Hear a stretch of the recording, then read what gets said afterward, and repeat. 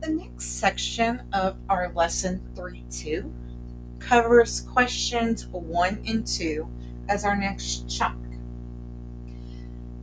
If you take a look at the previous two slides, you had two different paragraphs along with a reading math.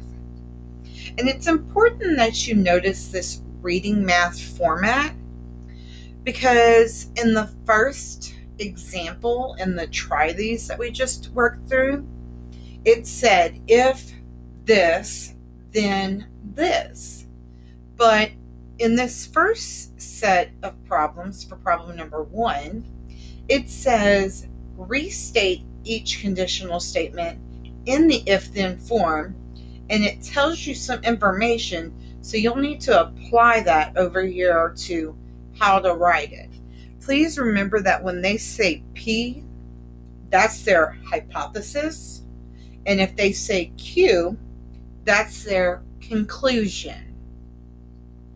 So make sure that when you go to write this, your P is your if statement and your Q is your then statement. The second part of this problem, or this chunk, we'll be talking about finding counter examples.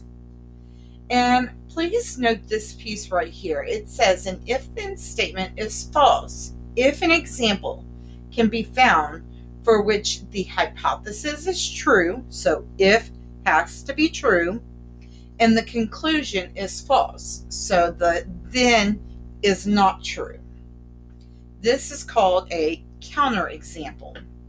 It asks you to work through A, B, and C, asking you to, it says that this is a false conditional statement.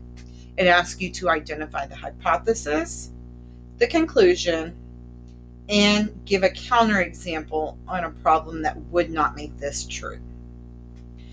I'm going to let you discuss this with your partners or your table mates, and I'm going to have you work on this for a 5-minute time limit. So go ahead and pause your video and work on these two problems for the next 5 minutes.